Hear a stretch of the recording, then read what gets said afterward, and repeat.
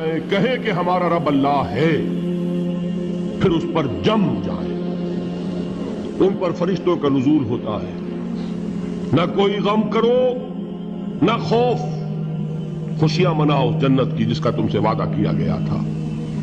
اللہ کی ربوبیت پر اطمینان جب انسان کو ہو جاتا، میرا رب اللہ ہے، ربی اللہ، انسان کے لیے نہ کوئی کھٹکا، نہ کوئی خطرہ، نہ کوئی خوف، نہ کوئی حزن۔ جو کچھ ہو رہا ہے کس کے اذن سے ہو رہا ہے؟ اللہ کے اذن سے۔ اللہ کے اذن کے بغیر پتا تک نہیں ہلتا۔ یہ کوئی اندھا بہرا مادہ نہیں ہے جس سے مجھے کوئی خوف ہو۔ اندھا بھینسا چلا رہا ہو اس سے تو ڈرنے کا ہر انسان کو ڈرنا چاہیے، نہ معلوم کس کو ٹکر مار دے۔ لیکن نہیں، اس کائنات کو چلانے والا ایک سمیع و بصیر خدا ہے، وہ جو میرا دوست ہے، میرا ولی ہے۔ اللہ ولی الذین آمنوا یخرجہم من الظلمات الی النور۔ اللہ اہل ایمان کا ولی ہے، ساتھی ہے، پشت پناہ ہے، مددگار ہے، حمایتی ہے۔ بتائیے جسے یقین ہو جائے کہ اللہ میرا مددگار، اللہ میرا محافظ، اللہ میرا پشت پناہ، اللہ میرا حمایتی، اس کے لیے کوئی خوف ہوگا؟ اس سے کوئی ڈر ہوگا؟ میں مثال دیا کرتا ہوں ایک بہت سادہ پنجاب کے دیہات کی۔ وہ بڑا چودھری ہے اور کوئی غریب کسان ہے۔ اس غریب کسان کے جانوروں کو ہر وقت اندیشہ ہوگا چوری کا، کوئی میری بھینس کھول کر نہ لے جائے، کوئی میرا بیل کھول کر نہ لے جائے۔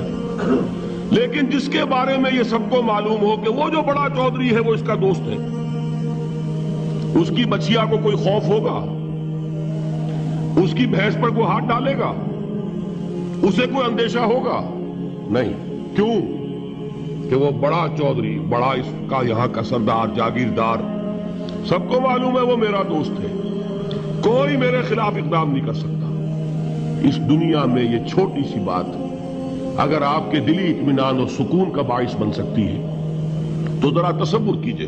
میں لفظ تصور استعمال کروں گا صرف اس لیے کہ اس کا ہم جس کو کہتے ہیں ادراک اور شعور کر نہیں سکتے، اگر کے ساتھ کر سکتے۔ اگر یقین ہو کہ اللہ میرا مددگار اور یقین ہو کہ اللہ ہر آن میرے ساتھ ہے، پھر کوئی خوف؟ کس کا خوف؟ کوئی شے اللہ سے بالا تر ہے؟ کوئی قوت اس سے زیادہ طاقتور ہے؟ کوئی اس کے ارادے کو بدلنے والا ہے؟ کوئی اس کی مشیت کے آڑے آنے والا ہے؟ یہی بات ہے جو حضور نے فرمائی۔ یہ ایمان کا حاصل ہے لب لباب، کہ دیکھو اچھی طرح اس بات کو ذہن نشین کر لو، اگر تمام انسان مل کر تمہیں کوئی نقصان پہنچانا چاہے نہیں پہنچا سکتے مگر جو کچھ اللہ نے لکھ دیا ہو، اور تمام انسان مل کر تمہیں کوئی نفع پہنچانا چاہے نہیں پہنچا سکتے مگر وہ شے جو اللہ نے طے کر دی۔ آپ پھر میں کہوں گا ذرا طاری کیجئے، اسے فرض کیجئے، اسے سوچئے۔ اگر اس حدیث پر ہمارا دل ٹھکا ہوا ہو تو کسی سے ڈر ہوگا؟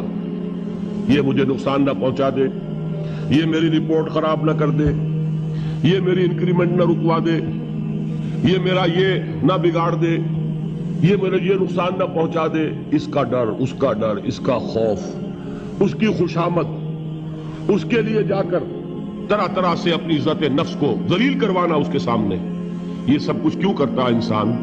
جب سمجھتا ہے کہ اس کے ہاتھ میں میرا کوئی نفع ہے، اس کے ہاتھ میں میرے لیے کوئی ضرر ہے، یہ مجھے کوئی غضب پہنچا سکتا ہے، یہ مجھے کوئی نقصان پہنچا سکتا ہے، یہ میرا کوئی کام بنا سکتا ہے، یہ میری کوئی ضرورت پوری کر سکتا ہے، اسی کا نام شرک ہے۔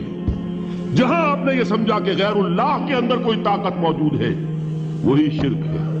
بتوں سے تجھ کو امیدیں، خدا سے نومیدی، مجھے بتا تو صحیح اور کافری کیا ہے؟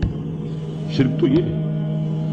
جس پر بھی تمہیں یہ خیال ہے کلمہ ہے، یہ کلمہ سوم، لا حول ولا قوت الا باللہ، ذرا اس پر دل کو کبھی اگر آپ تصور کریں، پھر فرض کریں، دل ٹھک جائے اس پر، کوئی طاقت نہیں۔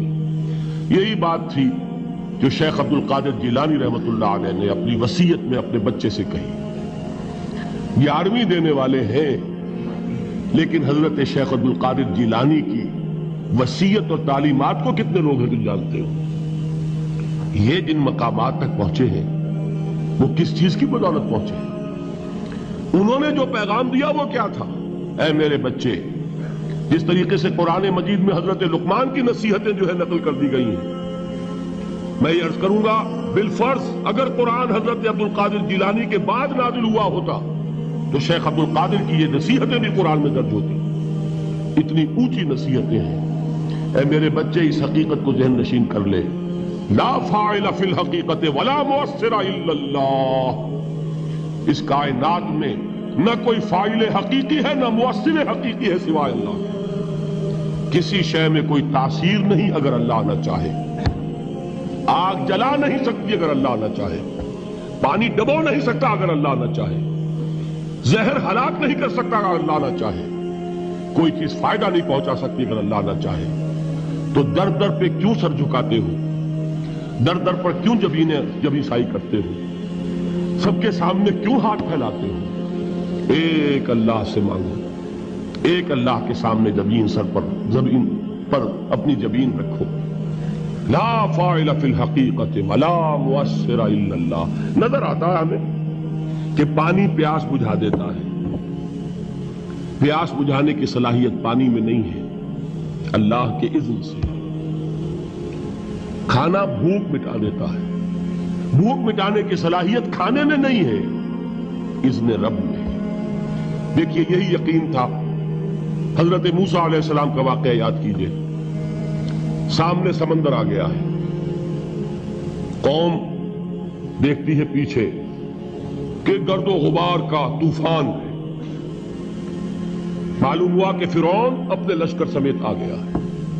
لشکر جب چلتا تھا تیز رفتاری کے ساتھ تو گرد و غبار کا جو طوفان اٹھتا تھا اس کا تصور کیجئے. اور لمحہ بلمحہ وہ قریب آ رہا ہے. پوری قوم نے کیا کہا؟ اے موسیٰ انا لمدرکون. اے موسیٰ ہم کو پکڑے گئے. قرآن مجید میں تو یہاں وہ باتیں نہیں لکھی ہیں، لیکن تورات میں یہ درج ہے کہ بنی اسرائیل جھگڑنے لگے، دست و گریبان ہو گئے موسیٰ کے ساتھ. موسیٰ ہمیں یہاں مروایا لا کر، اس سے تو ہم ہی بہتر تھے. وہاں کھانے کو ملتا تھا، زندگی تو تھی، بگاڑ ہم کر رہے تھے، موت تو نہیں تھی. اب جو کچھ ہوگا اس کا تصور کرو، جس طریقے سے ہمارے ٹکڑے اڑائے جائیں گے. تو لڑ رہے ہیں حضرت موسیٰ علیہ السلام سے. یہ تورات کی تفصیل ہے. قرآن میں صرف اتنا آیا ہے، پریشان ہو کر انہوں نے کہا انا لمدرکون. موسیٰ ہم تو پکڑے گئے. اس وقت موسیٰ کا جواب کیا ہے؟ کلا ان معی ربی سیہدین. نہیں، میرے ساتھ میرا رب ہے، وہ راستہ دے گا. بتائیے کہاں راستہ نظر آ رہا ہے؟ یہ ہے ایمان بالغیب. راستہ نظر نہ آئے تب اللہ پر یقین ایمان ہے. جیب میں پیسے ہوں اور تب دل کو اطمینان ہے تو ایمان کس پر ہوا؟